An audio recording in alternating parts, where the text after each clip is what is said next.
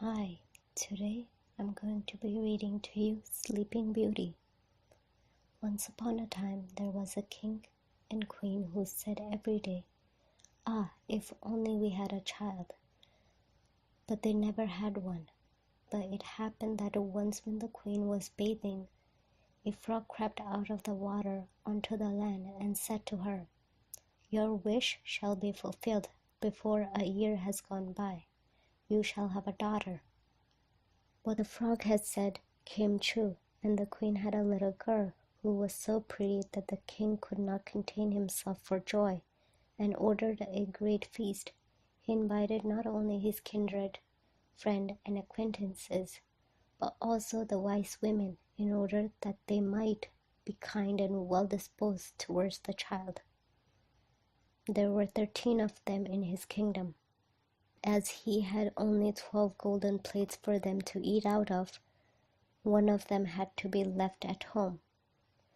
The feast was held with all manner of splendor, and when it came to an end, the wise women bestowed their magic gifts upon the baby. One gave virtue, another beauty, a third riches, and so on, with everything in the world that one can wish for. When 11 of them had made their promises, suddenly the 13th came in.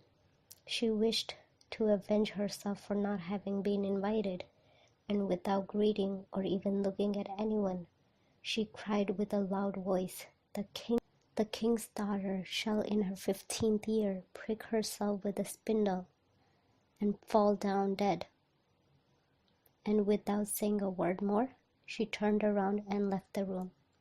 They were all shocked, but the 12th, whose good wish still remained unspoken, came forward, and as she could not undo the evil sentence, but only soften it, she said, "It shall not be death, but a deep sleep of 100 years, into which the princess shall fall."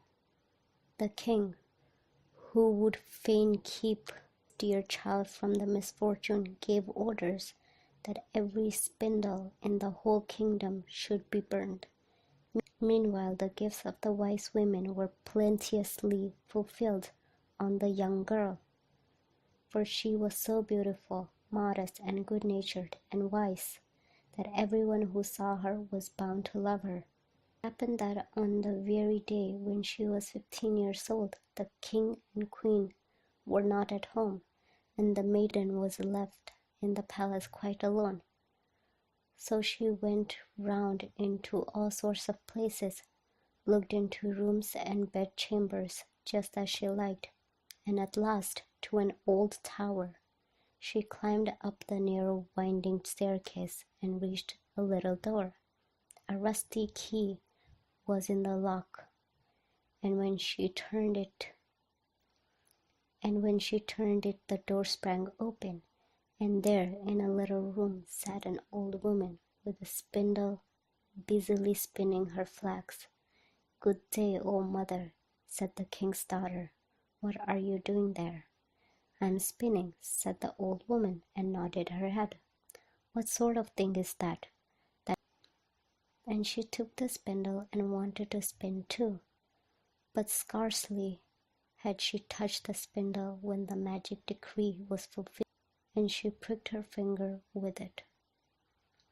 And in the very moment when she felt the prick, she fell down upon the bed that stood there and lay in a deep sleep. And this sleep extended over the whole palace. The king and queen, who had just come home and had entered the great hall, began to go to sleep, and the whole of the court with them. The horses, too, went to sleep in the stable, the dogs in the yard, the pigeons upon the roof, the flies on the wall, even the fire that was flaming on the hearth, became quiet and slept. The roast meat left off frizzling, who was just going to pull the hair off the scullery boy because he had forgotten something, let him go and went to sleep. And the wind fell, and on the trees before the castle not a leaf moved again. Round about the castle there began to grow a hedge of thorns, which every year became higher, and at last grew close up round the castle and all over it, so that there was nothing to be seen, not even the flag upon the roof. But the story of the beautiful sleeping briar rose, for so the princess was named, went about the country, so that from time to time kings' sons came and tried to get through the thorny hedge into the castle, but they found it impossible, for the thorn held fast together, as if they had hands, and the youths were caught in them, and could not get loose again, and died a miserable death. After long, long years, a king's son came again to that country, and heard of an old man talking about the thorn hedge, and that a castle was set to stand behind it, in which a wonderfully beautiful princess named Briar Rose had been sleeping for 100 years, and that the king and queen and the whole court were asleep likewise.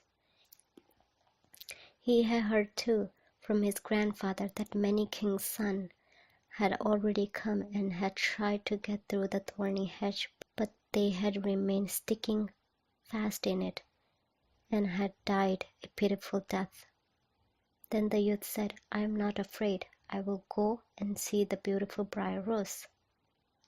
The good old man might dissuade him as he would. He did not listen to his words. But by this time the 100 years had just passed, and the day had come when the king's son came near to the thorn hedge. It was nothing but large and beautiful flowers, which parted from each other of their own accord, and let him pass unhurt. Then they closed again behind him like a hedge. In the castle yard he saw the horses and the spotted hounds lying asleep. On the roof sat the pigeons with their heads under their wings. When he entered the house, the flies were asleep upon the wall. The cook in the kitchen was still holding out his hand to seize the boy, and the maid was sitting by the black hen, which she was going to pluck. He went on farther, and in the great hall he saw the whole of the court lying asleep, and up by the throne lay the king and queen. Then he went on still farther, and all was so quiet that a breath could be heard, and at last he came to the tower, and opened the door into the little room where Briar Rose was sleeping. There she lay, so beautiful that he could not turn his eyes away, and he stooped down and gave her a kiss. But as soon as he kissed her, Briar Rose opened her eyes and awoke, and looked at him quite sweetly. Then they went down together, and the king awoke, and the queen, and the whole court, and looked at each other in great astonishment. And the horse in the courtyard stood up and shook themselves. The hounds jumped up and wagged their tails. The pigeons upon the roof pulled out their heads from under their wings, looked around, and flew into the open country. The flies on the wall crept again. The fire in the kitchen burned up and flickered and cooked the meat. The joint began to turn and sizzle again, and the cook gave the boy such a box on the ear that he screamed, and the maid finished plucking the fowl. And the marriage of the king's son with Briar Rose was celebrated with all splendor, and they lived contented to the ends of their days.